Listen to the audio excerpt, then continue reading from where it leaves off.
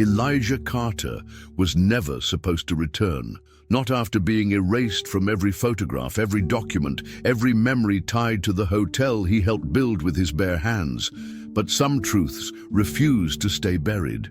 When he stepped through the doors of the Silver Crest after decades of silence, no one recognized him. Or maybe they chose not to. But one sentence changed everything. "I'm here to reclaim what's mine." What began as a quiet confrontation turned into a wave no one could stop. Secrets hidden for generations began to surface. A name long removed from the history books started echoing through courtrooms, news headlines, and the hearts of those who remembered. Betrayal, silence, and courage collide in a story that asks, how far would you go to restore your truth? This is more than a fight for justice. It's about legacy. It's about dignity. It's about reclaiming a name they tried to erase, and a man who refused to disappear. Stay with us until the end, because once the truth is spoken out loud, nothing can ever go back to the way it was. And before we begin, tell us, where are you watching from? "I'd like to speak to the manager," Elijah said, his voice hoarse but firm, the kind that demanded to be heard despite decades of absence. The front desk attendant, Amanda, looked up from her screen, blinking as if unsure whether the old man standing before her was lost or simply delusional. He was tall but slightly hunched, wearing a faded coat with the collar up, his grey beard neatly trimmed, and his boots leaving faint traces of dust on the marble floor of the Silver Crest Hotel. For a moment she hesitated. Guests did not normally enter through the employee entrance, and certainly not ones who looked like him. "Do you have a reservation, sir?" she asked politely, though the security guard already began to stir nearby. Elijah's eyes scanned the grand lobby, the chandelier above, now brighter and cleaner than when he last saw it, the deep mahogany counter he helped install with his own hands decades ago, the wall of portraits showcasing the hotel's founders, and the empty space where his face once hung. He turned back to Amanda. "I'm not here to stay. I built this place, and I'm here to reclaim what was stolen." Amanda's fingers hovered over the keyboard, unsure whether to call for assistance or comply. There was something in Elijah's presence that unsettled her, not fear, but a strange mixture of dignity and tragedy. Most guests barked orders or ignored her entirely. But this man, despite his worn-out clothes and weathered skin, stood like someone who once commanded respect. Behind her, the concierge whispered to a bellhop, clearly amused by the situation. "We've got a nutcase claiming to own the place," he muttered, but Elijah remained unfazed. He walked to the wall, stopped before the last frame, a golden plaque with the names Charles Kingsley, Harold Whitmore, but his was missing. He exhaled slowly. Amanda stood up. "I'll call Mr. Benson," she said, already sensing this would be no ordinary conversation. Elijah didn't respond. Instead, he placed a yellowed envelope on the counter. It was sealed with wax, the kind no one used anymore. She touched it carefully, as if it might crumble in her hand. "This," he said, "contains the truth they buried with my name. Make sure he reads it." Minutes later, the manager arrived. Mr. Benson was a man in his early 40s, confident and immaculately dressed, with an expression that hovered between annoyance and amusement. "Sir," he began condescendingly, not even offering a handshake, "this isn't a public forum. If you have concerns about the hotel, I recommend writing to our legal department." Elijah said nothing. He simply gestured toward the envelope Amanda had placed on the desk. Benson took it, turned it over, and raised an eyebrow at the ancient wax seal. "Is this some kind of prank?" he asked, chuckling under his breath. "Because if it is, you're about 5 decades late." Amanda stepped back, watching Benson begin to rip the envelope open. But Elijah interrupted. "I suggest you read it alone. The documents in there are older than you and 10 times more valuable. Property deeds, bank ledgers, signatures in ink that belong to dead men, and mine." Benson's smirk vanished for a moment. He looked at Amanda, then at Elijah. "Who are you exactly?" Elijah's answer was simple. "I'm the man this building tried to erase." The room fell into a heavy silence, but not the dramatic kind that follows an argument. This was the silence of realization, the stillness of something ancient resurfacing after being buried too long. Benson's eyes narrowed, the envelope now held like a ticking clock. "Do you expect me to believe that?" he scoffed, yet his voice had lost its earlier arrogance. Elijah turned toward the grand staircase, his gaze lingering on the carvings along the banister. Another touch of his craftsmanship. "I don't expect anything," he replied, "but I left you. The truth, what you do with it is your burden now." Amanda felt a chill. She didn't know the full story, but something in her gut told her the man wasn't lying. "Mr. Carter, wait," she began. But Elijah had already started to walk away, each step measured and unhurried. Guests moved past him like he was invisible, but Amanda watched as he paused once more, this time near the fireplace. He looked up at the brass crest above it, the Silver Crest Hotel emblem, a symbol he had designed, one no one remembered. Amanda found herself staring at the manager, who now clutched the envelope with both hands. He didn't speak, he didn't move. There was a visible conflict on his face, a cocktail of disbelief, curiosity, and something more dangerous, fear. She stepped forward, voice low. Should I call someone?" Benson shook his head slowly. "Not yet," he murmured. "Let's see what kind of a ghost we're dealing with." The phrase struck her. A ghost. That's exactly what Elijah Carter seemed like. A ghost with unfinished business. A man who had vanished from memory, but now returned not with anger, but with a strange calm that made his presence even more unsettling. Outside, the doorman watched as Elijah exited through the revolving doors without looking back. A couple entering asked who that was, but the doorman shrugged. "Some homeless guy, I think." But Amanda stood frozen. Something in her told her that history had just walked in, and the building, no matter how polished, would never feel the same again. Elijah stepped into the street, the noise of the city rising around him like a tide. He didn't flinch. Instead, he pulled a small notebook from his coat pocket and flipped through its worn pages. Names, dates, transactions, a meticulous record of every betrayal. Every theft, every face that had smiled at him before locking the door behind his back. He stopped on a name, Douglas Kingsley, the son of one of the original founders, still alive, still running the show from the shadows. Elijah had waited long for this moment. Not for revenge, he was too old to waste time on hate, but for justice, for truth, for dignity. The hotel had forgotten him, but the walls had not. He would return, not with noise, not with rage, but with proof. Proof that even silence carries memory. He tucked the notebook back into his coat, adjusted his collar, and began to walk.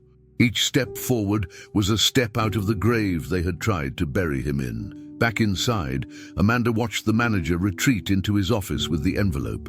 She noticed his hand trembling slightly as he closed the door. Alone now, she glanced once more at the portraits on the wall.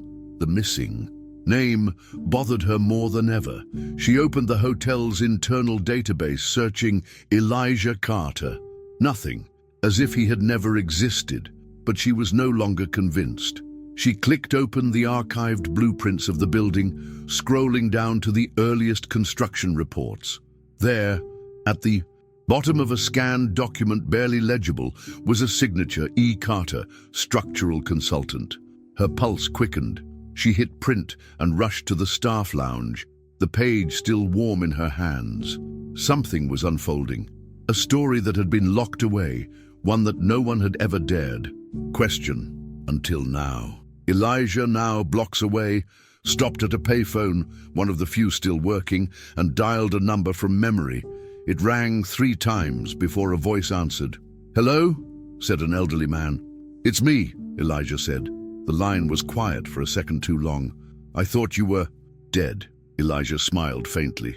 "They hoped I was, but I've come back, Thomas, and they're not going to like it." He hung up before another word could be said. His reflection in the glass showed not just an old man, but a survivor, a builder, a name they'd tried to erase, But he was no ghost. He was a storm long overdue. Amanda, you've been staring at that screen for 20 minutes, Diego said, balancing a toolbox on his hip as he leaned against the staff lounge doorway. Amanda didn't look up. Her eyes were fixed on the printout in front of her, the old blueprint with Elijah Carter's faded signature at the bottom. Her fingers traced the ink as if trying to connect with the man through time. "You ever heard of him?" she asked, sliding the paper across the table. Diego frowned and took a seat beside her.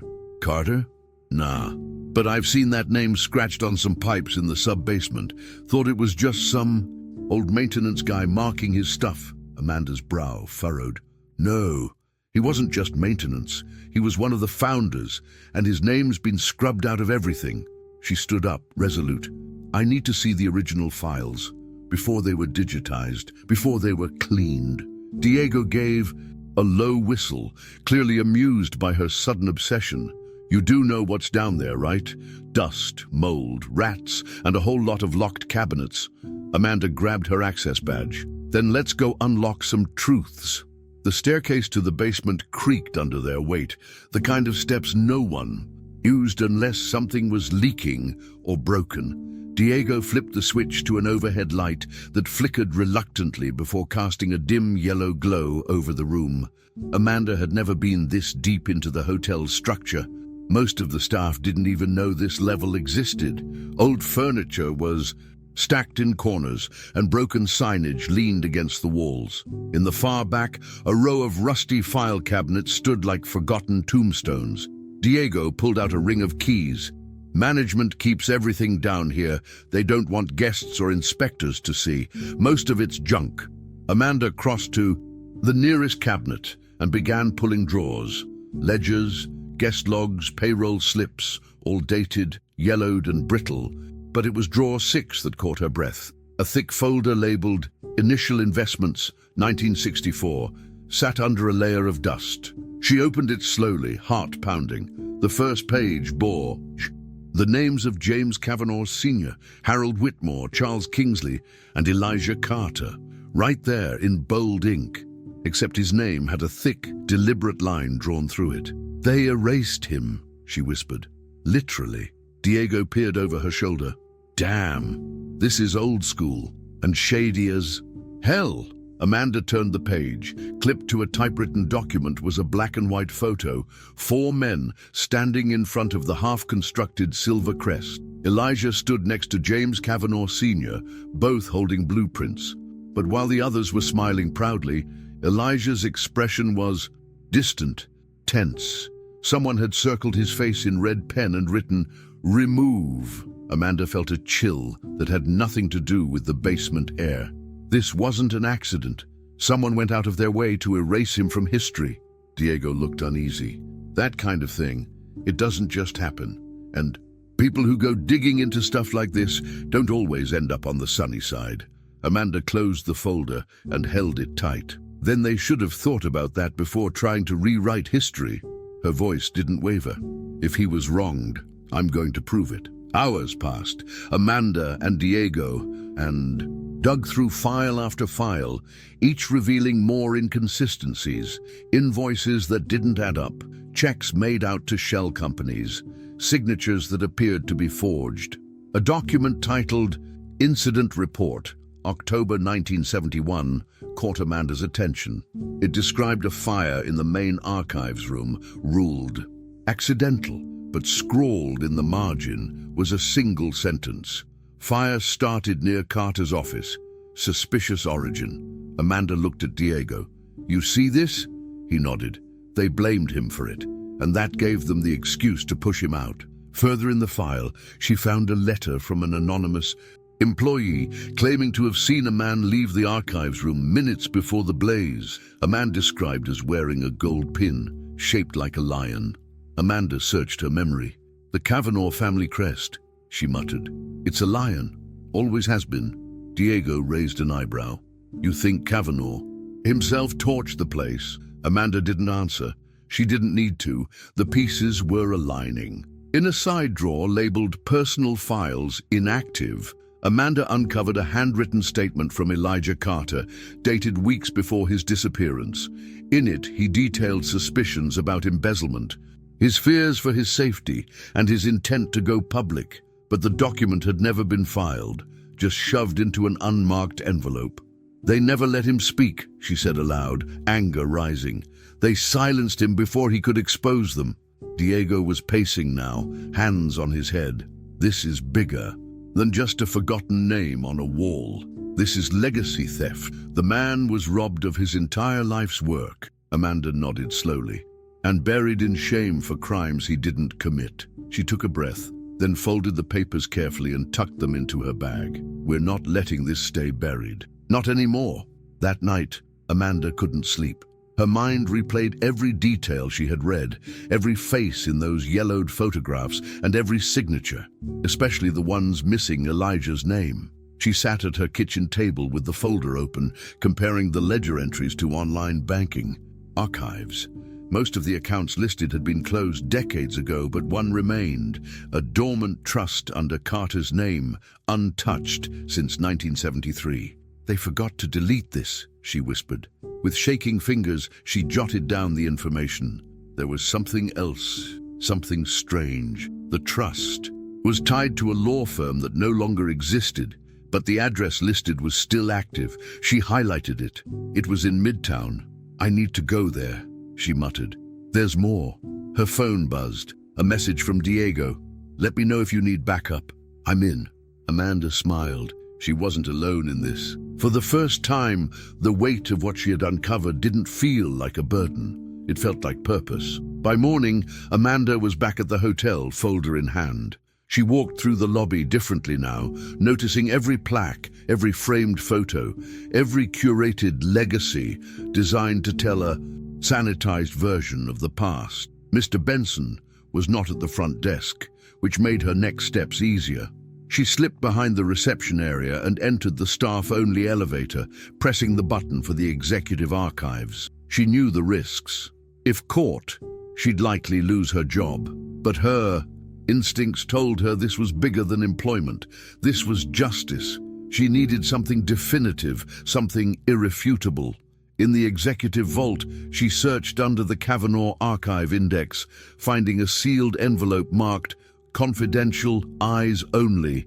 Inside were notarized documents, an agreement dissolving Elijah Carter's shares under alleged involvement in sabotage, unsigned by Elijah. "He never agreed to this," she whispered. "They forged it." Amanda took photos with her phone, heart racing.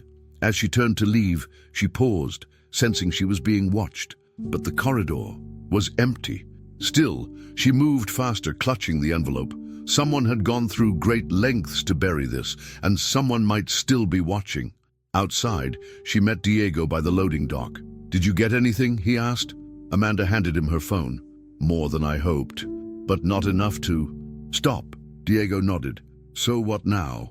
She looked at him, her eyes steady. "Now we bring it to him.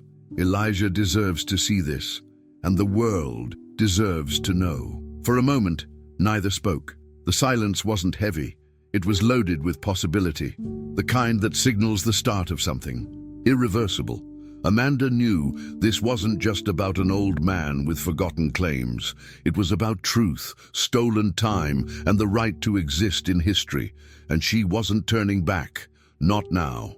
"Who let that man in?" Ryan Kavanaugh slammed the office door behind him, startling his assistant, who had barely had time to pull up the guest registry on her tablet. "Mr. Kavanaugh, she stammered. "He came in through the back, said he built the place. We thought he was confused."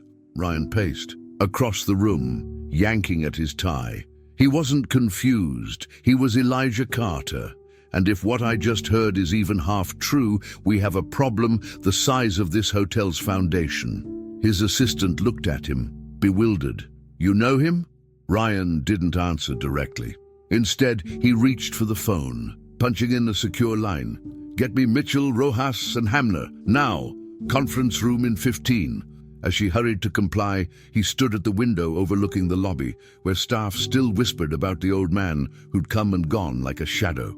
Ryan's hands clenched. He had grown up being told Elijah was a myth, a disgraced ex-employee whose name had been wiped for good reason. But now, seeing the cracks surface, he felt the ground beneath his carefully constructed world begin to shift. This wasn't a ghost story anymore.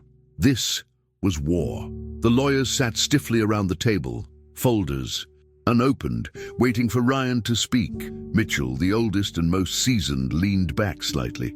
"You're referring to Mr. Carter, I presume." Ryan didn't hide his disdain. "Don't say his name like he's just another client. He's not. He's a bomb, waiting to go off. Rojas, younger and more. Aggressive, cut in. If he's got documents, we need to know what's in them, originals or copies, how valid, and more importantly, how public." Ryan tossed Amanda's internal report on the table. "He's got property deeds, ledgers, signatures, my grandfather's, even my father's. And now the staff is buzzing. The media won't be far behind." Hamner, quiet until now, finally spoke.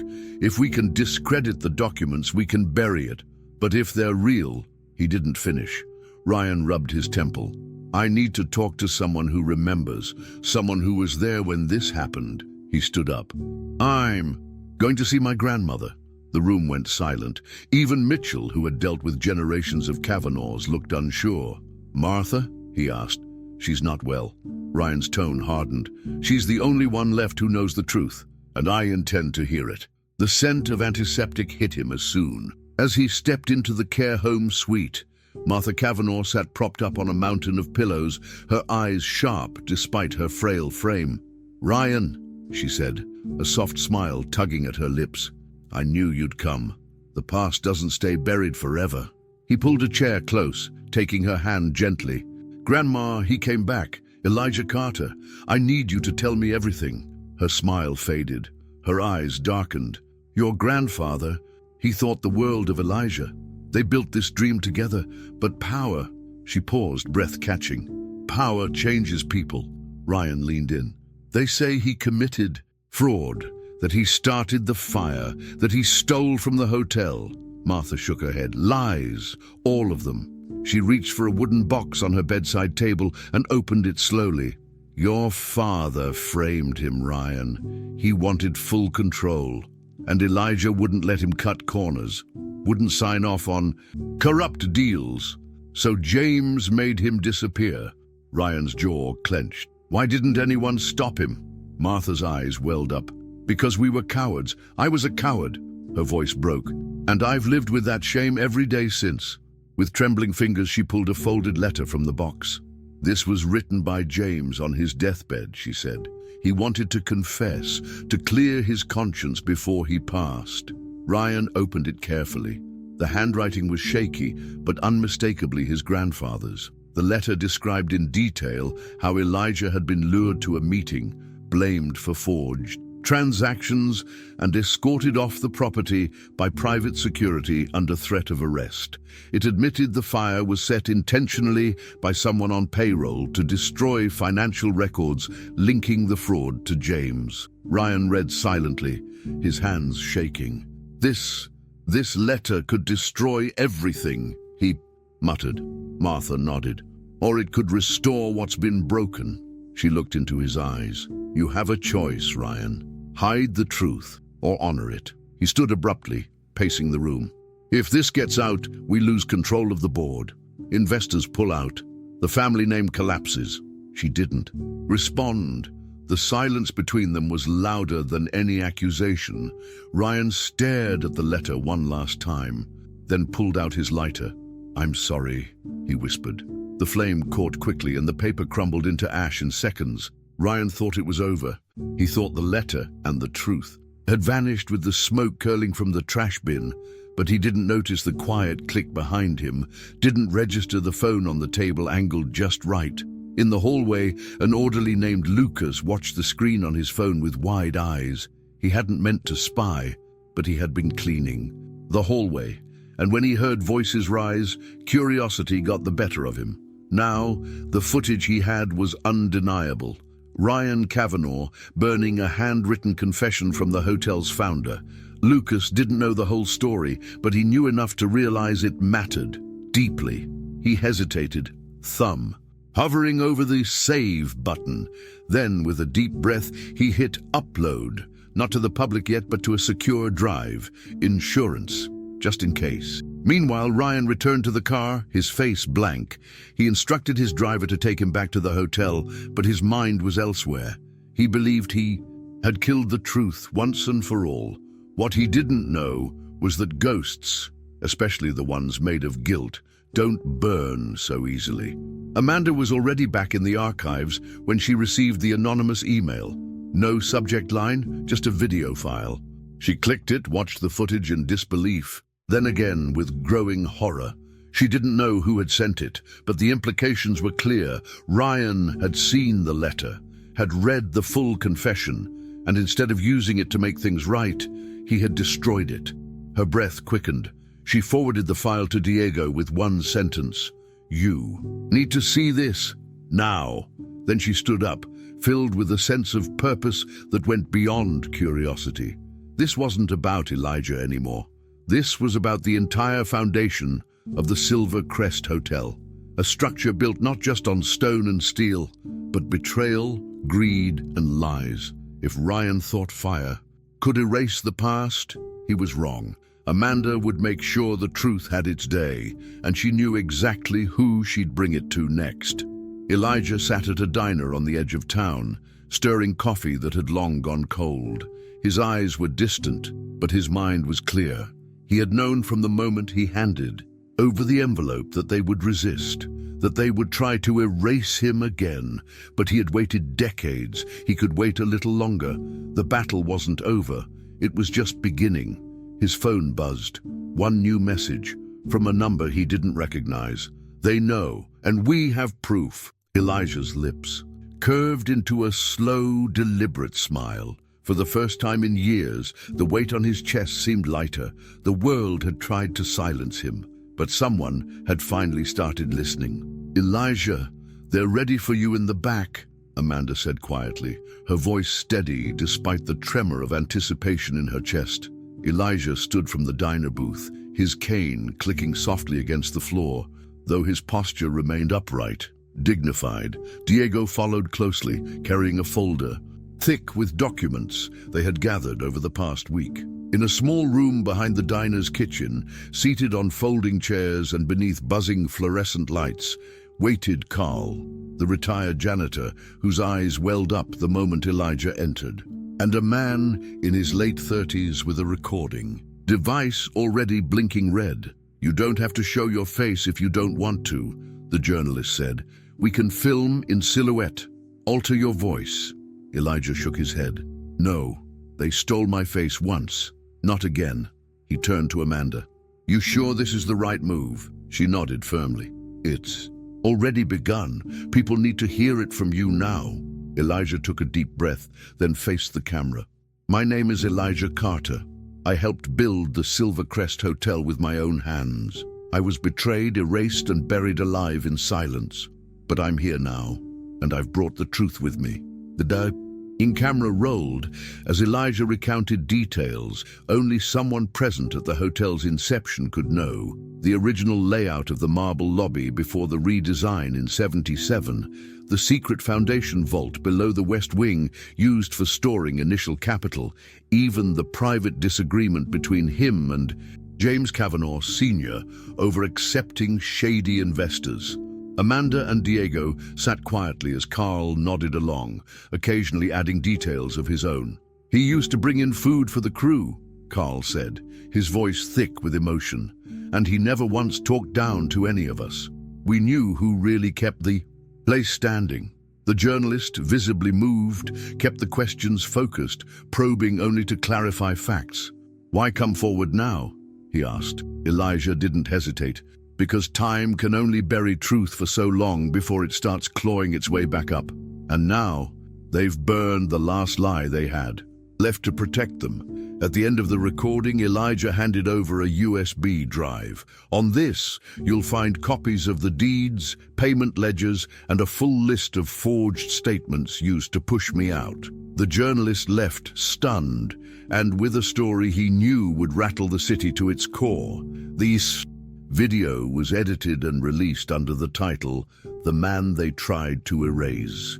Within hours, it had spread through local news channels and social media, igniting debate in the city. Hashtags like "Elijah was there" and "Silvercrest Truth" began trending, and online forums lit up with speculation, screenshots and clips of the interview. But what hit hardest was the leaked footage of Ryan burning the letter, captured unknowingly in Martha's care home. Paired with Elijah's testimony, it became irrefutable.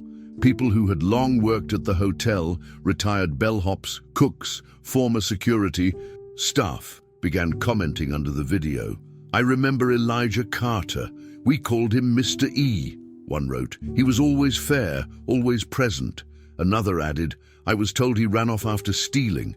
Funny, he was the only one who treated us like equals." In staff group chats and message boards, the myth of the invisible founder was now a man with a voice, a face, and a case. The damage was done. The silence had cracked, and from it poured decades of buried recognition. Inside the boardroom of the Silvercrest Hotel, panic set in. The emergency meeting had been called as soon as the video went viral.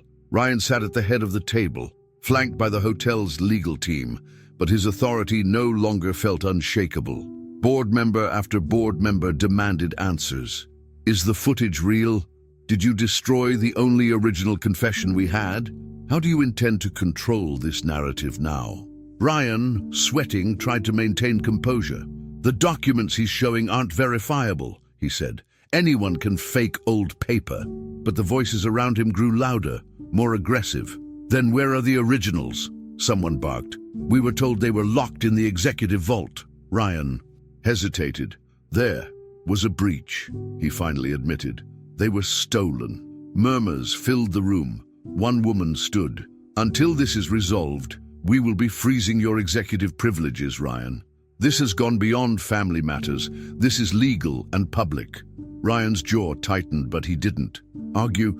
He knew it was slipping, all of it. And worse, he no longer controlled the story.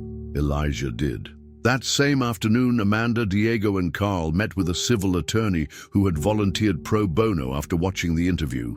"This is unprecedented," she said, scanning through the documents. "Elijah had recovered.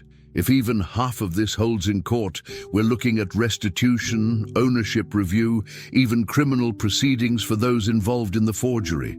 Elijah sat quietly as she spoke, eyes calm. "What I want is recognition," he said, "for the workers, for the truth, not just for me," Carl added. "We can get more statements. I know old employees who testify." Amanda leaned forward. "Let's start with what we have. File an injunction. Force the board to release their own archive for public review. Make it impossible for them to hide behind legal jargon." The attorney nodded. "This isn't just a lawsuit. It's historical correction, and I'm honored to help." Elijah finally smiled, a small, grateful expression that said more than words. The tides had turned. He was no longer alone. As days passed, news crews camped outside the Silvercrest Hotel. Camera flashes greeted guests at the entrance, while anchors stood reporting live updates. "The man claiming to be a co-founder has now filed formal charges," one reported, "and the hotel's board has yet to issue an official statement." Inside, staff whispered Elijah's name with reverence. Some printed his interview, transcript, and placed it near the framed founder portraits. Others began wearing pins with his initials, hand-drawn on tape.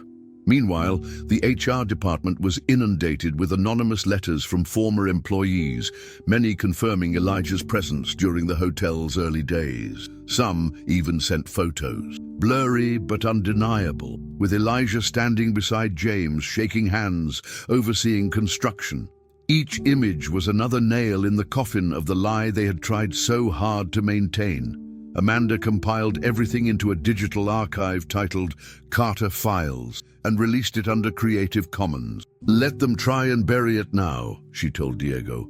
"The truth has roots." In his apartment, Ryan sat watching the news loop again and again.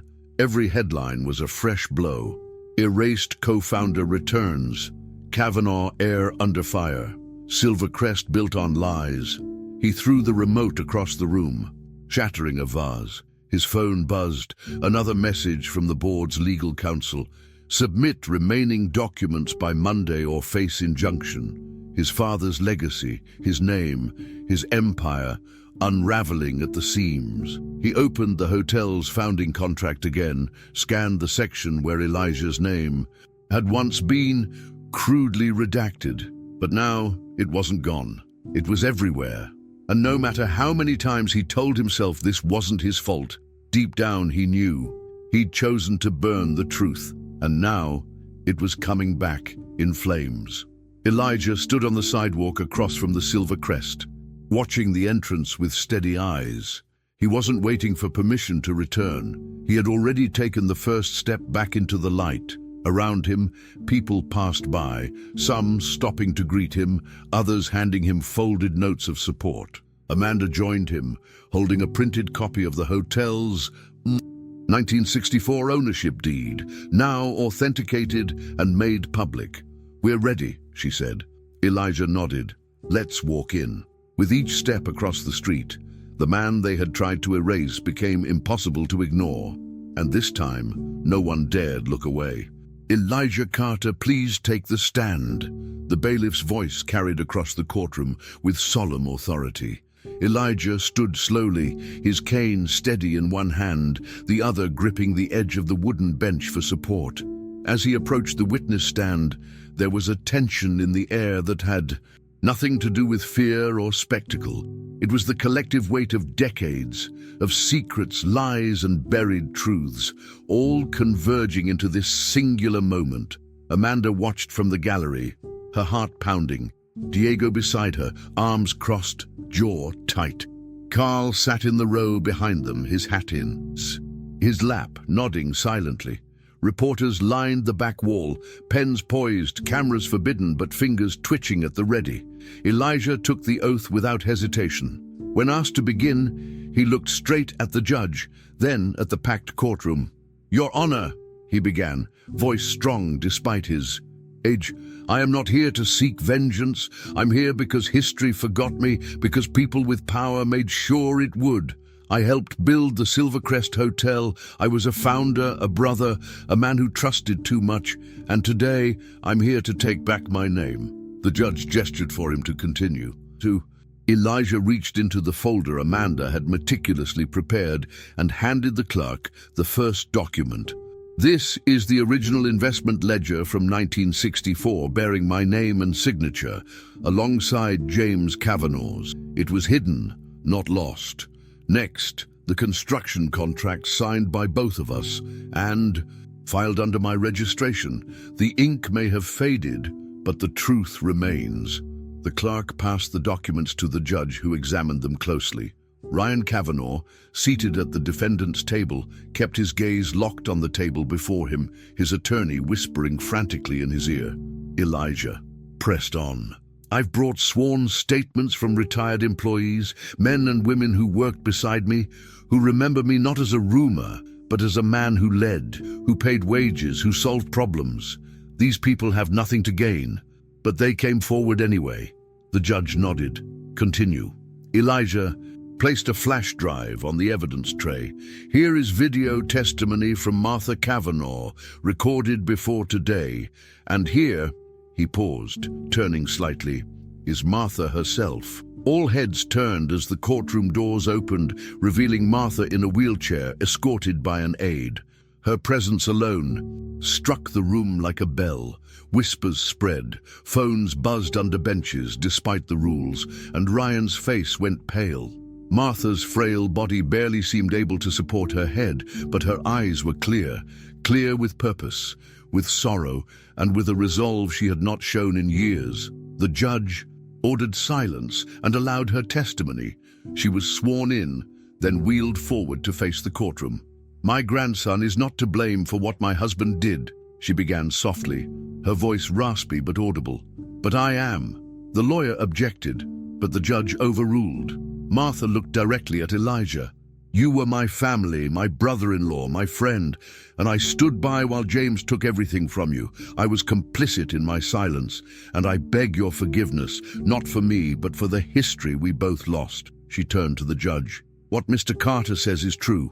Every word." Tears rolled down her cheeks. The courtroom fell into breathless silence as the judge asked if she had anything more. "Yes," she whispered. "It's time the world remembers him." Ryan stood up suddenly. "Your Honor, His voice cracked. "This is hearsay, manipulated by emotion. We have no proof that any of these documents weren't doctored." The judge lifted one eyebrow. "Are you suggesting that your grandmother, under oath, has perjured herself?" Ryan hesitated. "She's unwell." Martha turned her head slowly toward him. "I may be dying, Ryan, but I remember every lie your father told, and every time I chose to look away." The judge silenced the room with a gesture. "That's enough," he turned to the defense. "Unless you have irrefutable evidence to counter these claims, we will proceed with closing arguments." Ryan's attorney, seeing the tide had fully turned, whispered urgently to him, but Ryan had already sunk back into his chair, defeated. Amanda exhaled shakily. Diego squeezed her hand. Carl leaned forward, wiping his eyes. Elijah, seated once more, folded his hands, calm, as though he had already accepted the outcome, not because he was confident, but because he had done all he could. The rest was out of his hands now. After a recess, the judge returned with the decision. His tone was firm, measured. "This court finds that Elijah Carter has presented clear and convincing evidence of his role as co-founder of the Silvercrest Hotel. The testimonies, documents, and corroborating materials leave no reasonable doubt." He paused, letting the weight of the statement settle. "Accordingly, we order that the Kavanaugh family return 40% of all rights and profits derived from the hotel to Mr. Carter and his estate, retroactive to the year of his expulsion. Furthermore, the court mandates that the historical records of the Silvercrest Hotel be corrected to reflect the truth. Effective immediately, the establishment's public-facing materials, including its signage, shall acknowledge both founders, James Kavanaugh and Elijah Carter." Gasps spread through the room. Reporters dashed for the exits. Martha wept softly, her hands covering her mouth. Amanda covered her face with both palms, overwhelmed. Diego stood and applauded once, a single heavy clap that echoed in the stillness. The judge looked at Elijah. "You may not have had justice then, Mr. Carter, but you have it now." Elijah simply nodded, eyes moist, lips pressed into a firm line. Outside the courthouse, a crowd had gathered. The news had spread before the judge even left the bench. Cameras flashed, microphones were pushed forward, and chants of "Elijah, Elijah" rose from the people who once walked past him without a glance. Amanda and Diego flanked him as they emerged, shielding him as much as supporting him. Reporters fired questions. "How do you feel? What's next for the Silvercrest? Do you forgive the Kavanaughs?" Elijah stopped on the steps and raised a hand. The crowd hushed. "Today was never about revenge," he said. "It was about the truth, and it was about remembering the people who built this city, who were buried beneath its success. I'm just one of them, but maybe now we'll all start to be seen."